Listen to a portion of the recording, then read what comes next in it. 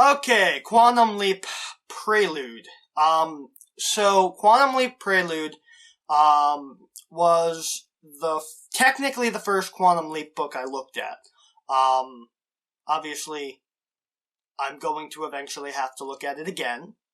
And I plan to, but not for a while. So,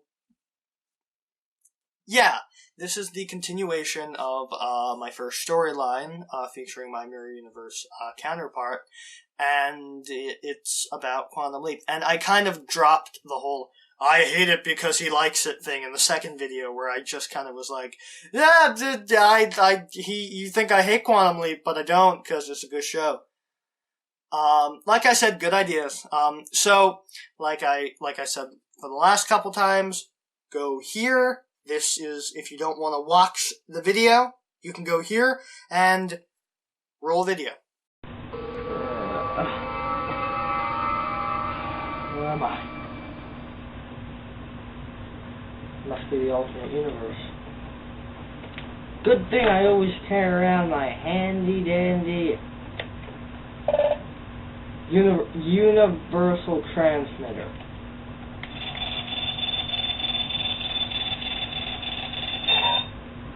Good, it's blocked on to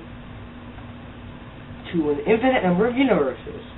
That's fantastic.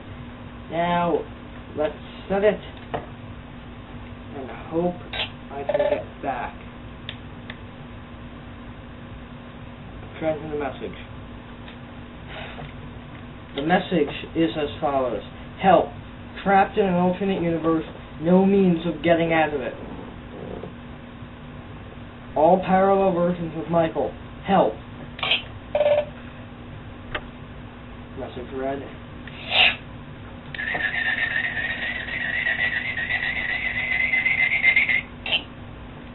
And that should do it.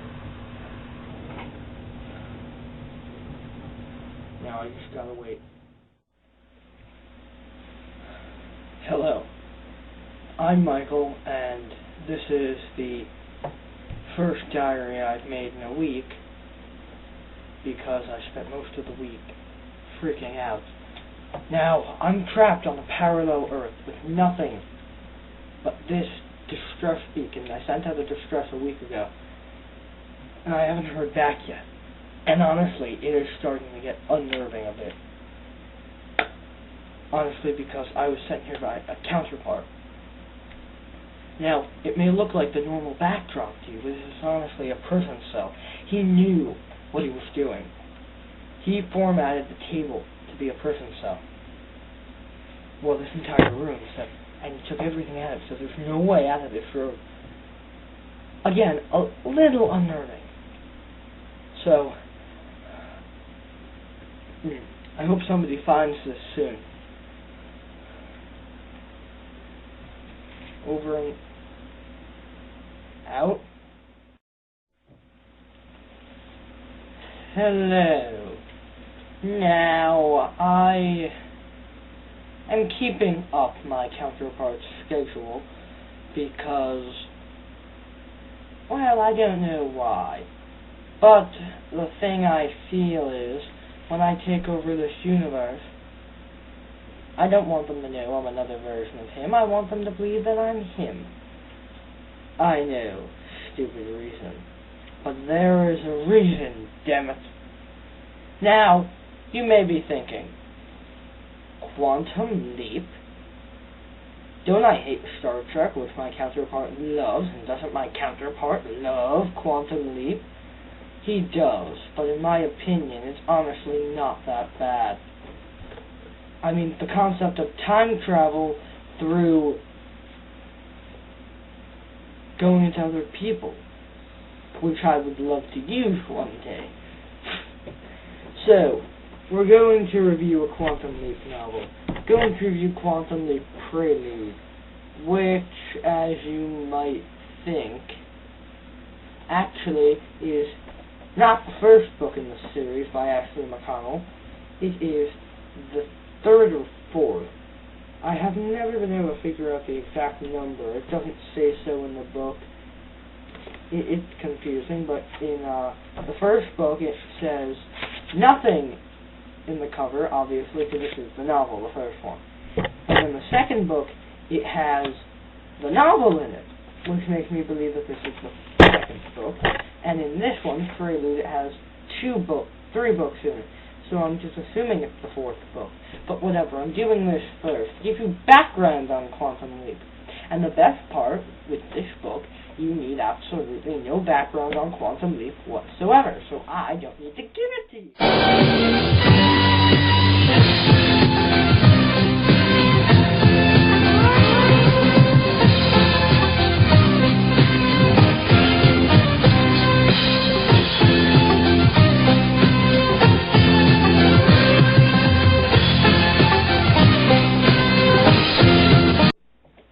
So, to start with the cover, it has Sam and Al in his Admiral's uniform on it, and Stallion, New Mexico in the back, the Quantum Leap logo, which in this one isn't embossed, but in the first two books, you can clearly see they actually worked on it, and it's, bumpy.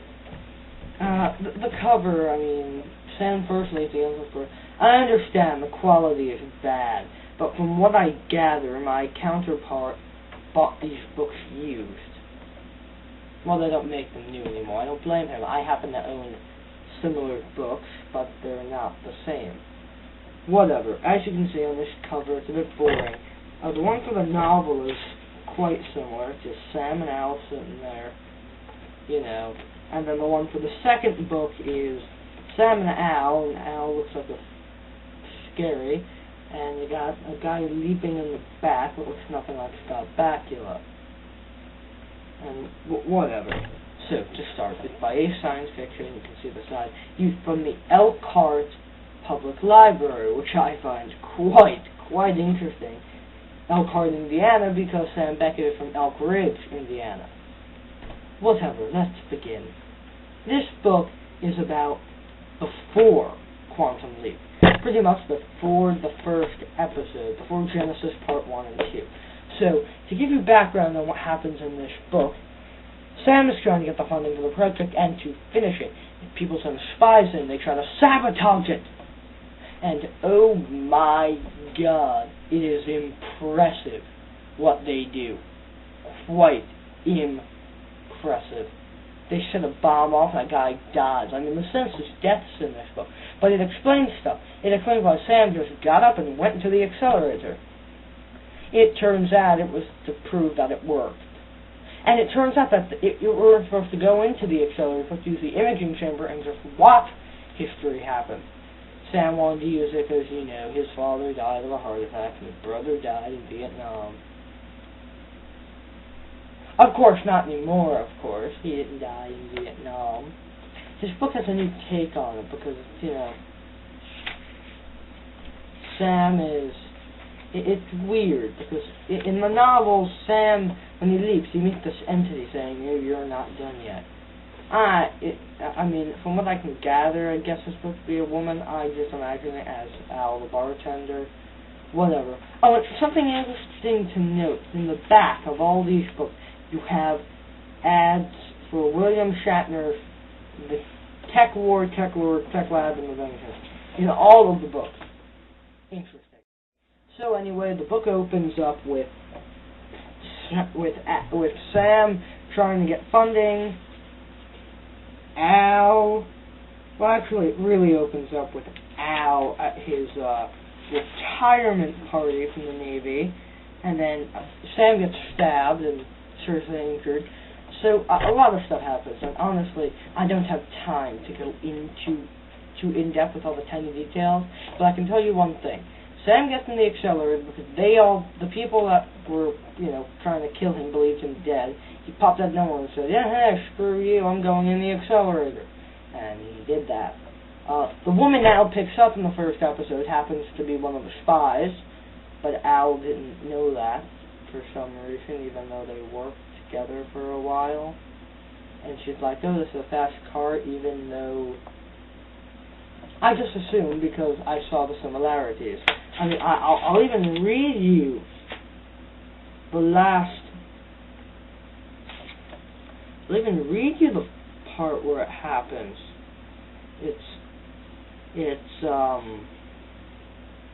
There she was, waving frantically at the headlight. He pulled over and opened the door, giving my way, he purred. And the woman was named in the book, whose name is Jessica Oliveira, who was a huge character in the book, says, I guess so. And then they get in, Gushy calls him, Admiral, he's leaping! And Sam leaps and Al floors it back, because he has no idea what happened. And Gushy says, shit, I mean, caca. And then, well, a lot of stuff happens.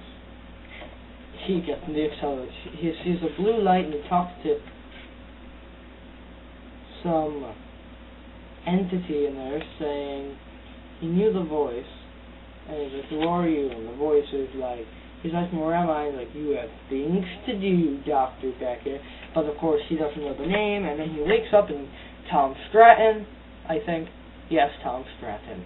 And he goes off and has all his leaping adventures for 5 seasons. Oh, what a great series it was. No reason to have to get cancelled. Anyway, on to my rating. It's a fantastic book, honestly. Fantastic. Now, I have to get to work.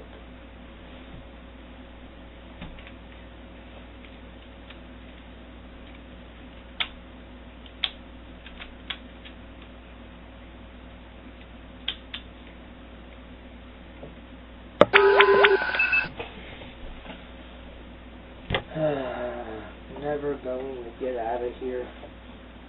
Trapped here forever.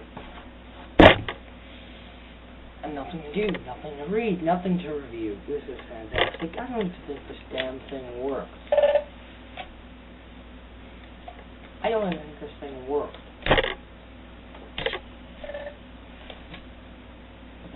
Wait, what? Detective. What's that?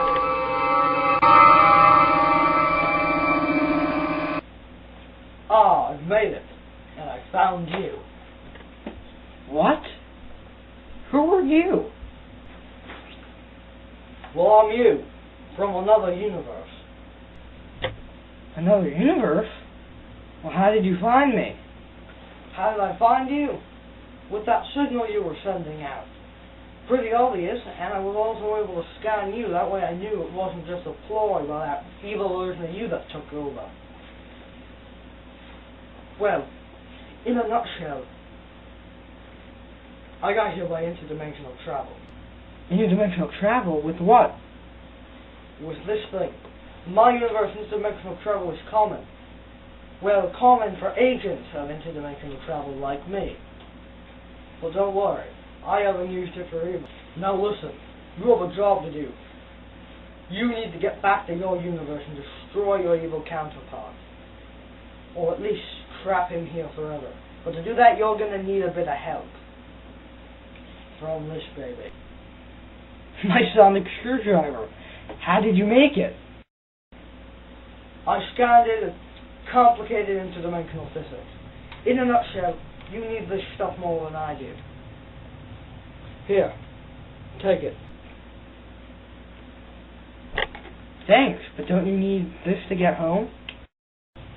I mean, really, think like you for a moment. Always carry a spare. That sounds like me, alright. Now, I just want you to know, it has a random setting on it. There's no guarantee you'll get back to your universe. I mean, this thing can only transfer you across the mirror plane, and once it you can have it set to transfer you across the mirror plane, but once it transfers you across, there's no exacting it. I mean, the best scientists in my universe have tried, and if you get to a universe where they have a better interdimensional travel than that, send me one. Random, so I might not get back to my universe immediately? Is there a chance of leaving it back there at all? There's always a chance. But you seem so cool. The whole universe must be like that. How did they make such a bonehead mistake? Because the power to transfer universes should never be in one man's hands. Good philosophy, but how's that going to help me? It might not help you immediately, but you could find other versions of you. Find more of them. Make an army. Get back to your universe and take it back by force. Bye, Maverick. Good luck. Bye. Smoke me a kipper. I'll be back for breakfast.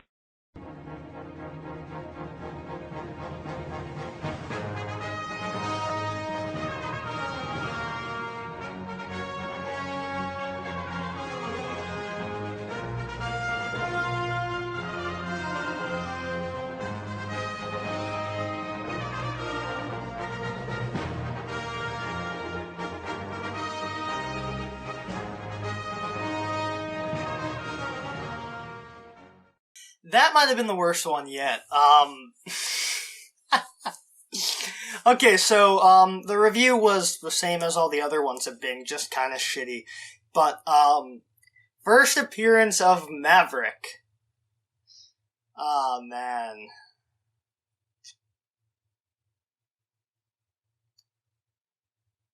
I'm sorry, when I paused the video, I paused it on the stupid face I had made. But,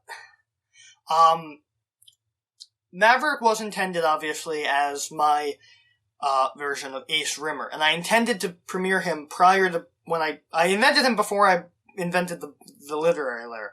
I invented him, slightly earlier, about a month earlier, when I wanted to do a review of a Red Dwarf episode, so I was gonna have Maverick do it, cause he's Ace Rimmer. You can tell that from the voice. Now you'll notice the costume is different than the next version I had him appear in. I, for some reason, thought that jacket was dashing. That was my winter, that wasn't even, that was it was half of a winter jacket. It was like one where you had an inside lining and then an outside part. That was the inside part. Obviously when I eventually reintroduced him, I gave him a better outfit, but, yeah, that was the first appearance of Maverick. Now, obviously, it's kind of a muddled, storyline at this point because I don't use anything. Because, like I said, I didn't write anything down, so I didn't really remember things, between episodes. So a lot of plot points fall to the wayside. For the better, I want to say, for the better. Yeah, and you know what? I'm gonna say, I don't remember any of that. Like, I see where, like, I was, I don't remember making it. It's weird because, like, I remember making it, but I remember it from, like, a third-person view, where it's like I can see myself doing it, but I can't see myself sitting, here doing it, so it's kind of weird.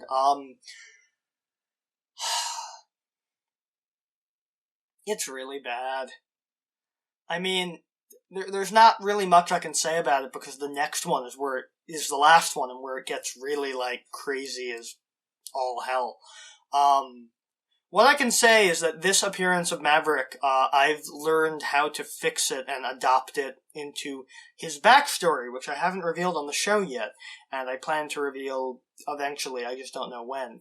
But, I will reveal his backstory, and no one is gonna see it coming. I've had the idea for the backstory for a couple years, but no one is gonna see it coming, and it's gonna be awesome. I don't know when I'm gonna reveal it, probably probably not soon. But I just wanted you to know that this appearance where he's like, where he says things that he probably shouldn't know, are going to be, accidentally intentional. So, yeah. So, it was bad. I mean, I don't know what I can say about it other than, wow. So, next time, it'll be the final part, and we'll look at the 5th episode of the Literary Lair, We Were Heroes, and the end of my first storyline. I'm really happy this is going to be over. I'll see you then.